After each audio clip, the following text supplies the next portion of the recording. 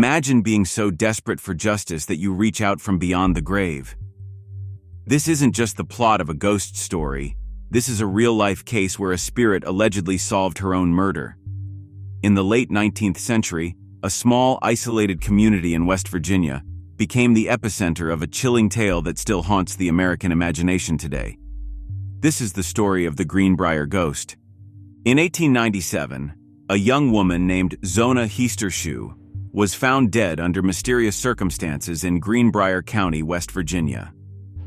Zona was just 23 years old, newly married, and by all appearances, happy.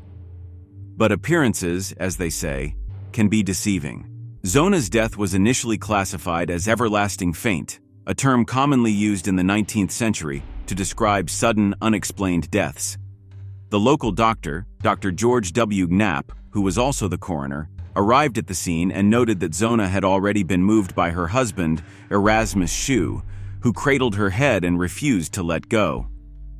His strange behavior raised suspicions, but at the time, nothing more was made of it. Erasmus Shue, or Trout as he was known, was a blacksmith with a dark past. Born as Edward Shue, he had a history of violence and had already been married twice before Zona. His first marriage ended in divorce due to his violent temper, and his second wife died under mysterious circumstances, a fact that many in Greenbrier were unaware of. Despite these troubling details, Shue had managed to keep his past largely hidden from the Greenbrier community. However, following Zona's sudden and unexplained death, whispers of his history began to surface, casting a shadow of suspicion over him. As these rumors spread, the community couldn't ignore the oddities surrounding Zona's death. The more they learned, the more their doubts grew.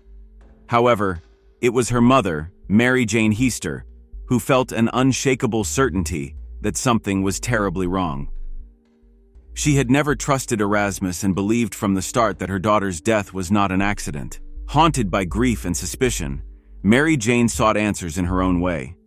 She prayed for a sign, for some clarity about what had truly happened to her daughter.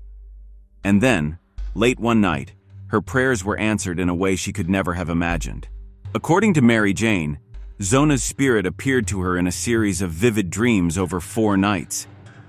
In these dreams, Zona revealed the true nature of her death, strangled in a fit of rage by Erasmus, who had become enraged after an argument. The ghost showed Mary Jane the precise way her neck had been broken, even rotating her head 180 degrees to demonstrate the extent of the injury. Haunted by these visions, Mary Jane Heaster took her story to the local prosecutor, John Preston. Initially skeptical, Preston agreed to have Zona's body exhumed for a thorough autopsy, partly to appease the grieving mother, and partly because the rumors surrounding the death had reached a fever pitch in the community. This was highly unusual for the time, especially given the lack of hard evidence. Yet the investigation proceeded, and when Zona's body was examined by a more thorough coroner, the findings were shocking. Zona's neck was indeed broken, and there were unmistakable signs of strangulation, fingerprints and bruising that had been previously overlooked. The coroner confirmed that Zona's neck had been violently twisted, exactly as Mary Jane's ghostly vision had described. This shocking revelation led to the immediate arrest of Erasmus Shue. He was charged with Zona's murder, and the trial that followed would become one of the most unusual in American legal history. At the trial, the prosecution presented the autopsy findings, but what truly captured the public's attention was the testimony of Mary Jane Heaster. She recounted under oath the visits from Zona's ghost, detailing how the spirit revealed the truth about her death. The defense attempted to discredit Mary Jane's testimony, arguing that it was the product of grief and a vivid imagination. They insisted that there was no tangible evidence linking Erasmus to the crime outside of the ghostly encounter. However, the jury was swayed not just by the physical evidence, but by the conviction in Mary Jane's story. The fact that she knew details about the injuries, details that only someone present at the time of death could know, made the ghost's testimony hard to ignore. This consistency between the supernatural and the forensic helped sway the jury, and Trout was found guilty of murder. He later died in 1900 at the West Virginia State Penitentiary, and his grave, unmarked and forgotten, remains a symbol of his dark legacy. The story of the Greenbrier ghost has since become a legendary example of so-called ghostly justice. But this story isn't without its skeptics. Some historians argue that Mary Jane may have been aware of Trout's violent tendencies and simply used the idea of a ghost to push for the exhumation and investigation. After all, Trout had a questionable past. He had been married twice before, and one of his former wives had also died under suspicious circumstances. Other experts suggest that Mary Jane's visions could have been the result of grief-induced hallucinations, a psychological phenomenon not uncommon among those who suffer a sudden loss.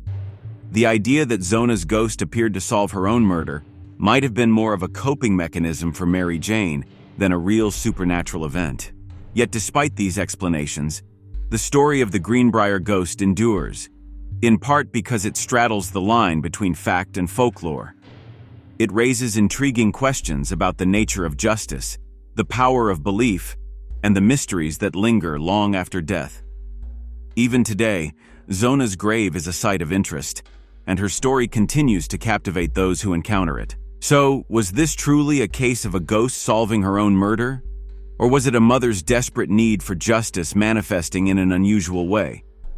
The truth may never be fully known, but one thing is certain. The Greenbrier ghost remains a powerful reminder that some stories are just too strange and too compelling to be easily dismissed. And as we ponder these tales, let's not forget that some of the most terrifying stories are the ones that could very well be true. For more stories that walk the fine line between reality and the supernatural, keep watching. Don't forget to like, subscribe, and tap the bell for notifications. Until next time, explore the mysteries that lurk in the shadows with us in the Forbidden Vault.